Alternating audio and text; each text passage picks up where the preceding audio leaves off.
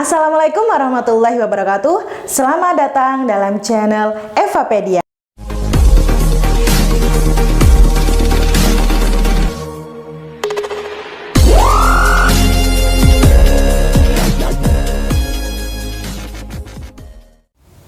Sebelum kita membahas mengenai kebahasaan dalam teks laporan hasil observasi, saya akan membahas sedikit mengenai perbedaan kalimat utama dan gagasan utama untuk meringkas teks laporan hasil observasi. Memang beda ya?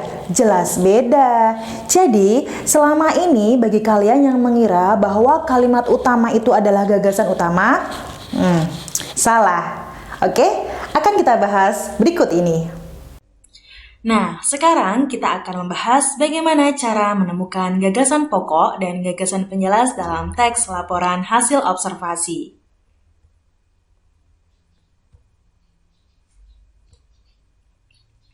Gagasan pokok adalah gagasan yang menjiwai paragraf, sedangkan gagasan penjelas adalah gagasan yang menjelaskan gagasan pokok, dinyatakan oleh lebih dari satu kalimat. Jadi intinya kalau dalam satu paragraf itu gagasan pokok adalah idenya, intisarinya, ya, ide pokoknya itu gagasan pokok. Sedangkan gagasan penjelas adalah gagasan lain yang menjelaskan gagasan pokok. Kalau digambarkan maka akan menjadi seperti ini. Nah, gagasan pokoknya ada satu, tapi gagasan penjelasnya itu banyak. Gagasan penjelas itu mendukung gagasan pokok. Nah, untuk menemukan gagasan umum atau gagasan pokok, yaitu dengan menentukan inti kalimat utama yang dimaksud.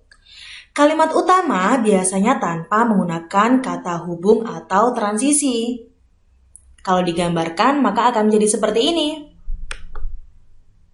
Nah, jadi tipsnya kita cari dulu kalimat utamanya. Di dalam kalimat utama ada gagasan utama atau gagasan pokok atau gagasan umum. Paham? Nah, logikanya gini. Kalimat utama, namanya saja kalimat, pasti diawali oleh huruf kapital, diakhiri dengan tanda titik, ya kan?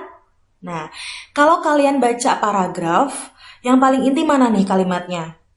Oh, ini, kalimat ini ditandai. Ya, jadi kalimat utama itu kalian menandainya dari pertama huruf kapital sampai intonasi akhirnya, titiknya.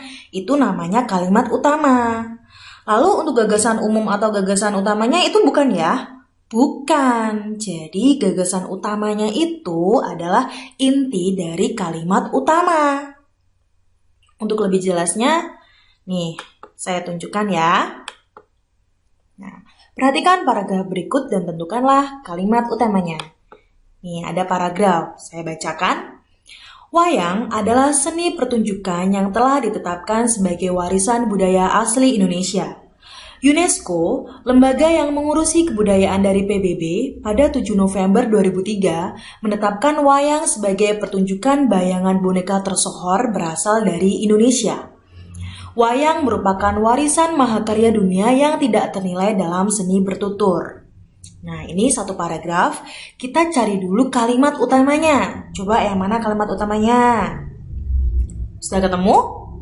Nah, ini adalah kalimat utamanya. Nah, kalimat utamanya adalah wayang adalah seni pertunjukan yang telah ditetapkan sebagai warisan budaya asli Indonesia. Berarti kalimat utamanya letaknya di awal ya. Dari awal ditulis tuh. Dari wayang sampai Indonesia titik. Itu kalimat utama. Lalu gagasan utamanya apa ya? Gagasan utamanya, nah, bisa berbunyi seperti ini. Wayang ditetapkan sebagai warisan budaya asli Indonesia. Coba perhatikan antara gagasan pokok atau utama dengan kalimat utamanya. Berbeda kan? Ada perbedaannya? Nah, itulah mengapa kalau kita mau mencari gagasan utama atau gagasan pokok, kita harus cari dulu kalimat utamanya.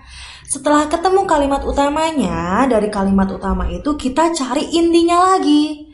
Bagaimana caranya? Jelas, dengan cara menghilangkan beberapa kata yang dinilai tidak terlalu penting. Jadi, gagasan utamanya itu itu adalah intinya, kata-kata yang penting, yang kalau hilang itu menjadi kalimat yang janggal, tapi harus ada katanya, ya. Wayang ditetapkan sebagai warisan budaya asli Indonesia. Next, kita coba paragraf berikutnya. Nah, wayang wong atau bahasa Jawa yang berarti orang adalah salah satu pertunjukan wayang yang diperankan langsung oleh orang. Wayang orang yang dikenal di suku Banjar adalah wayang gung, sedangkan yang dikenal di suku Jawa adalah wayang topeng. Wayang topeng dimainkan oleh orang yang menggunakan topeng. Wayang tersebut dimainkan dengan iringan gamelan dari tari-tarian. Perkembangan wayang orang pun saat ini beragam, tidak hanya digunakan dalam acara ritual, tetapi juga digunakan dalam acara yang bersifat menghibur. Nah, dari paragraf ini, kalimat utamanya adalah wayang wong atau bahasa Jawa yang berarti orang adalah salah satu pertunjukan wayang yang diperankan langsung oleh orang. Ini ini adalah kalimat utamanya. Yang lain itu merupakan kalimat penjelas, ya. Terus kita tarik inti dari kalimat utama ini dan jadilah gagasan pokoknya. Wayang wong adalah pertunjukan wayang yang diperankan langsung oleh orang. Itu gagasan pokok atau gagasan utamanya yang kita ambil dari inti kalimat utama. Paham? Paham ya? Jadi mengapa tadi saya katakan bahwa gagasan utama atau pokok itu berbeda dengan kalimat utama? Kalau perintahnya tentukan kalimat utama dari paragraf berikut, berarti kalian harus cari yang masih berwujud kalimat lengkap yang ada dalam teks. Ya, dari awal menggunakan huruf kapital sampai titik harus sama yang ada dalam paragrafnya. Tapi kalau ada perintah, tentukan gagasan pokok atau gagasan utama paragraf berikut. Ya, pilihlah yang jangan sama persis dengan kalimat yang ada dalam paragrafnya, tapi intinya. Begitu.